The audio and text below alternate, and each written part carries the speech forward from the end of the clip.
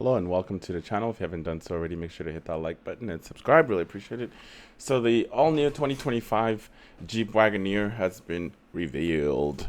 And to be honest with you, when it comes to designs, I always feel like Stellantis gets it right. It's just it's everything else that, I have issues with when it comes to, you know, how it runs, how the electronic functions. You always have these problems with electronics, but you don't want that electronic issues when it comes to full electric battery operated vehicle. But anyway, let's go ahead and check out the all new Wagoneer S. And overall, like just by looking at the design, I like it. I like that black, just blacked out. Oh, it's probably not even black. It's probably like silver grayish, maybe. I don't know, but maybe it's just my eyes fooling me, and it is really black, and it looks pretty damn good. I'm not gonna lie. So yeah, the this actually has leaks before, but this is the actual reveal, and I'm not gonna lie, I like it. The interior looks pretty sick. It kind of definitely more screens now than ever. The Wagoneer does have like all these screens too, like because I've been inside the Wagoneer before, like I stated, but it even has like a screen for your passengers so they can watch different things while the driver is focusing on. And the cabin, like the center console, the middle, that thing is deep. When you want to store something, you have plenty of storage, and the comfort level. Oh man, that thing is comfortable. I'm not gonna lie. It is comfortable. I'm not a huge fan of Stellantis in general, but the one thing I can give them is design. Like they nail designs down, but you know, you can polish a turd, but it's still a turd.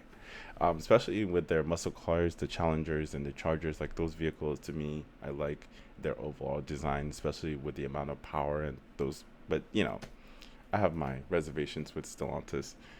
But anyway, we're moving on. So this electric Wagoneer, for those out of the loop, the Wagoneer S is the brand's first dedicated global electronic vehicle, and it's poised to make its market debut later this year. While there will be several variants available at the top end, the flagship model will make up to 600 horsepower, and capable of rocketing from 0 to 60 in just 3.5 seconds. Consider this a major shot over the bow of Range Rovers, BMW, and Mercedes Benz. Now, when it comes to electric vehicles, it doesn't tell you, well, we don't have the answer right now of how big the battery is going to be for this said vehicle. And anytime they, they give you this crazy amount of power, you need the battery that's going to be able to keep up, so you need a bigger battery. And anytime you put a bigger battery inside this EVs, it's going to increase the charge time. For an example, the Hummer EVs, it's a big fucking truck. The Hummers are a big fucking truck, man. And that thing has a huge fucking battery. And no matter how optimized those batteries are, it's still going to take you a really long time to fast charge that battery. It's going to take you at least an hour or so if you're going from like 10% to about 80%. But it just depends on how, General Motors sets it up. And I'm curious to know how this vehicle is set up. Like, what kind of battery technology is it going to be using? How big is the battery? How long is the charge going to be? How long is it going to be able to take a charge?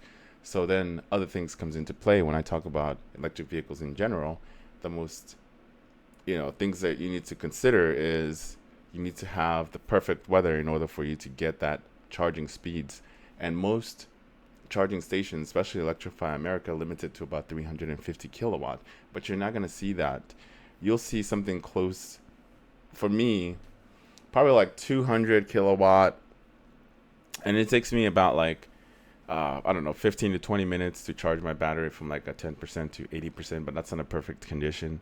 When the weather is just right, it's not too cold, it's not too hot. Because anytime it's cold, the battery takes longer to recharge.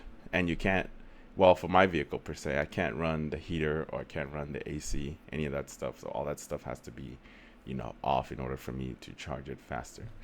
So just the things to consider. Anytime like I talk about EVs, I always bring that up because I want to make sure that you guys know what you're getting yourself into when it comes to this full battery EVs.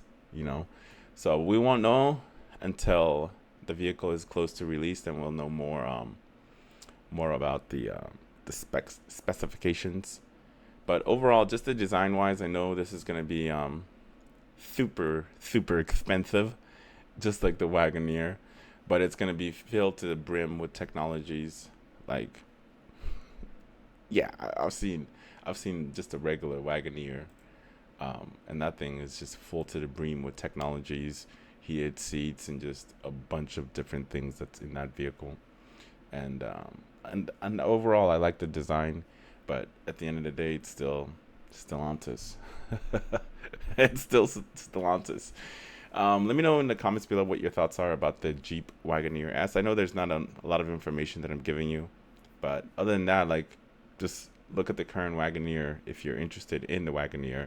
The technology that's on the one with the gas engine is going to be similar to the tech here, except you're going to get even more technology on this one because it's EV. Yay!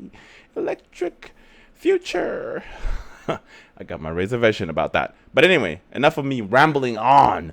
I'll see you in the next one.